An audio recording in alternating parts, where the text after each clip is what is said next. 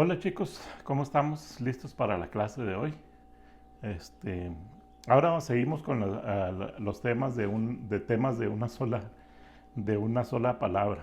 La semana pasada fue la palabra amar y ahora vamos a ver la palabra alentar. ¿Sí? En una sola palabra, alentar. Y de eso se va a tratar la lección del día de ahora. La importancia de dar aliento a otras personas, la importancia de ayudar a otros, ¿verdad? En momentos difíciles. Vamos a tener una oración para iniciar y luego ya comenzamos con el tema de lleno. Amantísimo Señor y Padre nuestro, gracias te damos porque eres bueno y misericordioso para con nosotros, Señor. Gracias, Señor, porque nos das la vida, nos das la salud y nos permites estar estudiando tu palabra en esta tarde. Te pedimos, Señor, que tú seas con cada uno de los muchachos y con nosotros, Señor, que hables a nuestra vida y a nuestro corazón, Señor, y que podamos servirte y alabarte y glorificarte cada día con nuestros hechos, con nuestras actividades, Señor. Esto lo ponemos en tus santas manos, en Cristo Jesús, Señor nuestro. Amén. Bien. Yo creo que muchas veces nos hemos sentido rechazados todos, ¿verdad? Ignorados, ¿sí? O que no nos quieren. A veces nos entra, como decimos, ¿verdad? Nos entra la depre y todo el mundo nos odia, todo el mundo nadie nos quiere y así, ¿verdad? A veces es parte de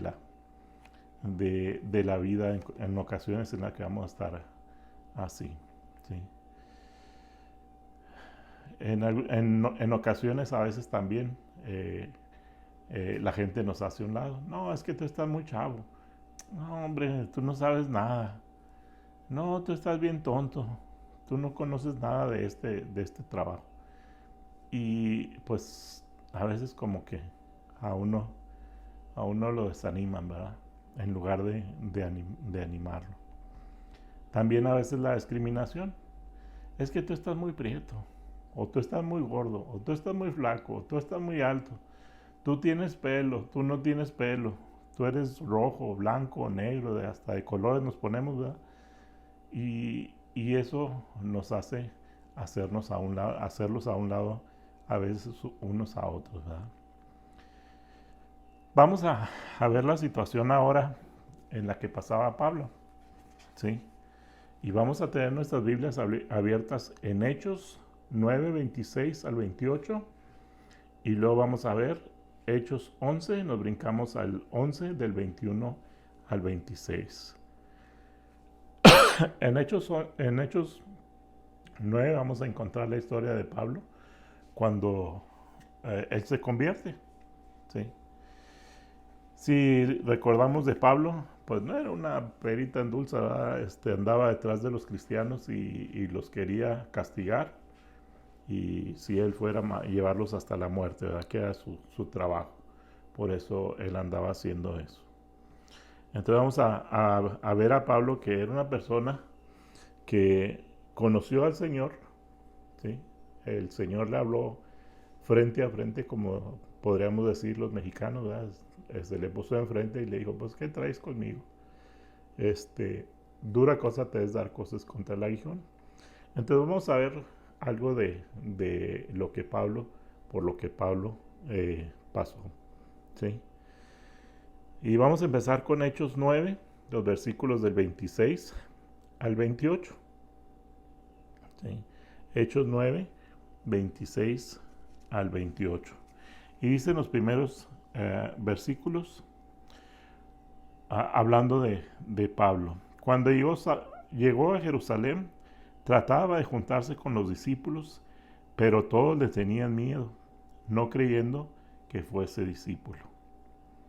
Entonces Bernabé, tomándole, lo trajo a los apóstoles y les contó cómo Saulo había visto en el camino al Señor, el cual le había hablado, y cómo en Damasco había hablado valerosamente en el nombre de Jesús.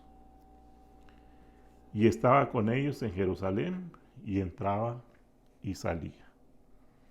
No sé si alguna vez les ha tocado a ustedes conocer a un cristiano pues dio un cambio de 190 grados en su vida, 180 grados en su vida, que era de cierta forma y de repente ya no era. A mí me tocó verlo, ¿sí? Me tocó ver el caso de un muchacho que estuvo en la cárcel, en el Cerezo, y era maloso, era de esos que, pues, que no nomás estaba ahí porque se habían confundido, no, era un chavo maloso que le gustaba hacer maldad, ya debía varias vidas, como decimos, ¿verdad? Estando ahí, lo tratan de matar en la cárcel, lo acuchillan varias veces, y los que conocemos al hermano Antonio Dueñez se han de acordar que él trabajó mucho tiempo ahí en el Cerezo. Él llevaba el mensaje de salvación ahí. Y este muchacho pues era de los que a veces se les arrimaba ahí al culto y ya. Y pues si ustedes lo hubieran visto, lo hubieran conocido, pues era un chavo tatuado de todos lados, ¿verdad? Así como los que vemos en la televisión de la Mara Salvatrucha o de esos chavos que salen así, de las gangas. Y era, como les digo, era maloso. Y cuando llegó a caer al hospital porque lo trataron de matar, él conoció al Señor ahí. El Señor tocó su corazón. Hizo un cambio radical. ¿Sí? Y veías tú a la persona, así como era, sus tatuajes, su forma de ver, y pues como que a veces sabes que dice uno, híjole, no me va a sacar aquí el filero y me agarre, ¿verdad? Pero el Señor había cambiado su vida. El Señor tocó su corazón y el Señor lo cambió. Así me imagino que era Pablo. Pablo andaba detrás de los cristianos y su fama era grande. O sea, todo el mundo sabía que él andaba detrás de los cristianos. Entonces, de quien se escondían era de él. ¿Por qué? Porque sabían que a él agarrar a la gente, a los cristianos, los llevaba a juicio y muchas veces era para que murieran. ¿Sí? Entonces tenía su fama. Pero cuando el Señor toca su corazón, cuando el Señor le habla frente a frente, Él hace un cambio en su vida, se transforma radicalmente y entonces empieza a hablar de Cristo, empieza a hablar de lo que Cristo hizo en su corazón. Le empieza a hablar a la gente, le empieza a hablar a los demás. Y aquí en esta parte, cuando llega a Jerusalén, pues él quería ver a los hermanos, ¿sí? A los apóstoles, hablar con ellos. Pero pues la famita que se cargaba no era tan fácil, ¿verdad? Dice, cuando llegó a Jerusalén trataba de juntarse con los discípulos, pero todos le tenían miedo, no creyendo que fuese discípulo. Cuando nosotros recibimos algo, cuando nosotros hemos cambiado nuestra vida, en el caso de Pablo, Dios le permitió conocerle y le dio una vida nueva, le dio un cambio de vida. Lo hizo voltear completamente al rumbo correcto. Iba por el rumbo equivocado y Dios lo hizo cambiar. A veces es difícil que la gente te crea. ¿Sí? Y eso a veces lo vemos también en nuestras iglesias, en nuestras familias. Ay, pues este es de regazón, nomás se la pasa haciendo puras tonteras, o nomás ni caso hace, ni nada. Y no le creemos, ¿verdad? En el caso de Pablo así era la situación, no le creían. Pero hubo una persona, Bernabé, ¿sí? Bernabé era un hombre que tenía, ahí hasta el nombre, ¿verdad? Era un hombre de paz, que supo llevarlo y encaminarlo hacia los apóstoles. Y les platicó todo lo que había pasado con Pablo, cómo él había conocido al Señor, cómo él había cambiado su vida por completo. Alentó Bernabé a Pablo para ir con ellos y estuvo hablando por Pablo, hasta que los mismos apóstoles, los mismos cristianos, le reconocieron y le aceptaron como cristiano. ¿Sí? Recibimos de gracia pues demos de gracia. Si Dios nos dio una gran bendición de conocerle y de aceptarle y nos dio la salvación, pues nosotros no vamos a dar la salvación, pero podemos mostrar el camino que el Señor nos ha dado. Hemos recibido de gracia, demos de gracia. ¿Sí? A veces necesitamos apoyar y alentar a nuestros hermanos que han sido cambiados por el Señor. ¿Sí? A través de los años he visto hermanos cristianos que se convierten y en su vida tienen un gozo y un deseo de llevar el mensaje. Pues apoyémosle, ¿sí? Démosles ese aliento para que no se apague esa llama, ¿verdad? Cuando uno está enamorado, cuando uno anda detrás de una muchacha, en el caso del hombre, ¿verdad? En el caso de las mujeres, ¿verdad? Que también que les gustan los muchachos, todo es de color de rosa, todo está hermoso. Así es cuando nosotros venimos a los pies del Señor por primera vez. Cuando venimos a los pies del Señor y el Señor nos muestra su gran misericordia, nos muestra su amor y nosotros le aceptamos, el Señor nos hace cambiar. Y en ese momento es cuando empieza, como decimos, la luna de miel. ¿Sí? Los versículos, vamos a pasarnos al capítulo 11 y vamos a leer los primeros 3 versículos del 21 al 24. Capítulo 11, del 21 al 24. ¿Sí? Hechos 11. Dice, y la mano del Señor estaba con ellos, y gran número creyó y se convirtió al Señor.